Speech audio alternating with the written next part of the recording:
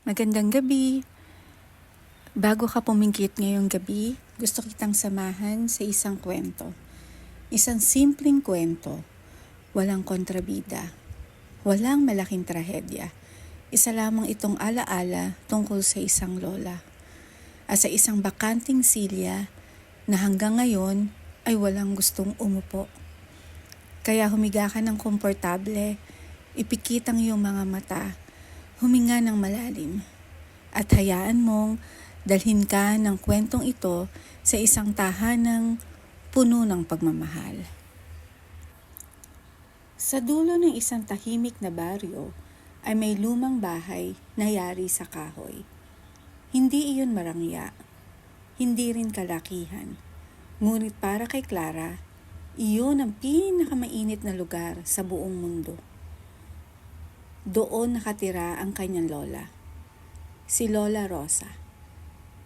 Tuwing umaga, gigising si Clara sa amoy ng bagong lutong pandesal. Kasabay nito ang amoy ng kape na dahan-dahang kumakalat sa buong bahay. At bago pa siya makababa ng hagdan, maririnig na niya ang pamilyar na tinig. "Anak, gising ka na ba?" Napapangiti siya sa bawat umaga. Hindi niya alam noon na darating ang panahong hahanapin niya ang simpleng boses na iyon. May isang lumang silya sa tabi ng bintana. Hindi yun espesyal. Lumang kahoy lamang. May kaunting gasgas. May kupas na pintura. Ngunit doon laging nakaupo si Lola Rosa. Habang nagkakape, habang nagbuburda, habang pinapanood ang mga batang naglalaro sa labas, at higit sa lahat, habang naghihintay.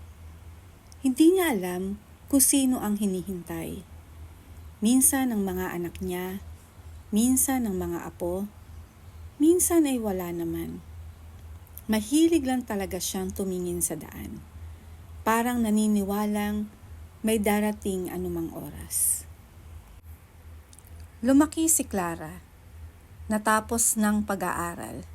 Nakahanap ng magandang trabaho sa Maynila. Unti-unti nabawasan ang kanyang pag-uwi. Noong una, linggo-linggo. Pagkatapos, minsan isang buwan. Hanggang sa naging kapag may bakasyon na lang. Sa tuwing tatawag si Lola Rosa, pareho lang ang tanong, "Kumain ka na ba, anak?" At pareho rin ang sagot ni Clara, "Opo, La. Tapos na po." Pagkatapos ay sasabihin niyang, "La, medyo busy lang po talaga." Maiintindihan naman ako ni Lola. At laging niyang pareho ang sagot ng matanda, "Sige lang, basta mag-iingat ka. Huwag mong papabayaan ang sarili mo." Tuwing uuwi si Clara, laging may nilulutong sinigang si Lola Rosa. Hindi man niya sabihin. Alam niyang iyon ang paborito ng kanyang apo. Kahit nanginginig na ang kanyang mga kamay, pinipilit pa rin niyang magluto. Habang hinihiwa ang gulay, ngumingiti lamang siya. Kakain na naman ng marami ang apo ko. Hindi alam ni Clara na ilang araw nang naghahanda ang kanyang lola bago pa man siya dumating. Isang Sabado, nangako si Clara, "La, uuwi ako bukas." Napangiti si Lola Rosa, "Talaga?" "Opo, magluluto tayo ng sinigang at bibili ako ng paborito mong pandesal." Kinabukasan, nagkaroon ng emergency meeting. Sunod ay overtime. Tinawagan ni Clara ang kanyang lola.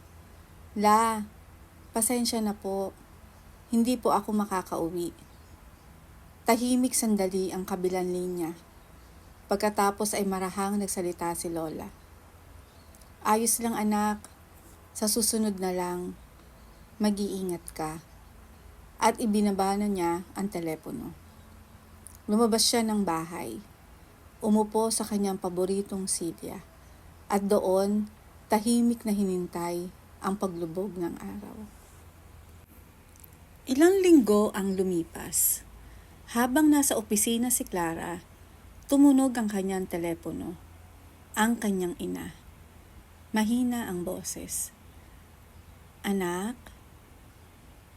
pwede ka bang umuwi? Nasa ospital si Lola. Parang huminto ang oras. Hindi niya maalala kung paano siya nakalabas ng opisina. Hindi niya maalala ang biyahe. Isa lang ang nasa isip niya.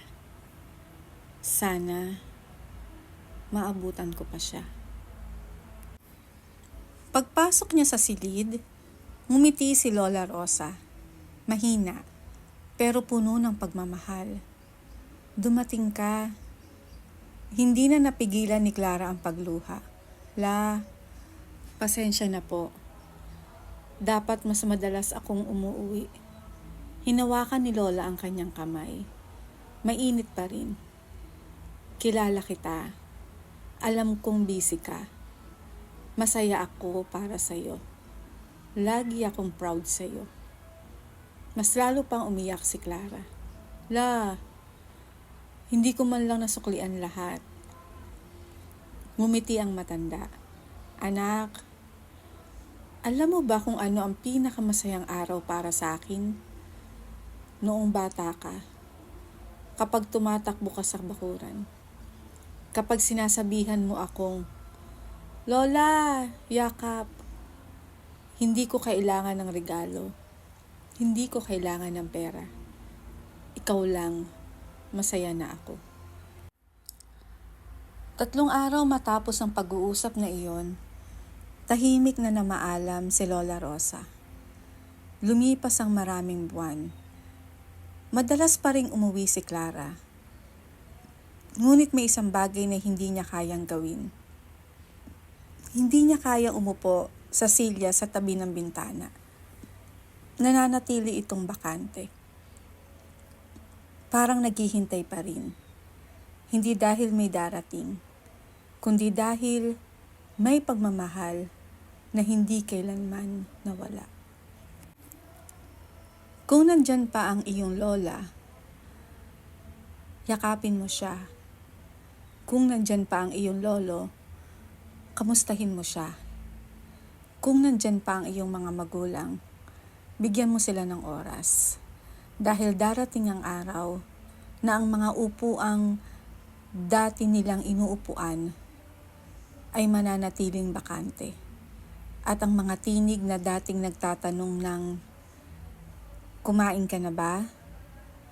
Ay magiging alaala na lamang.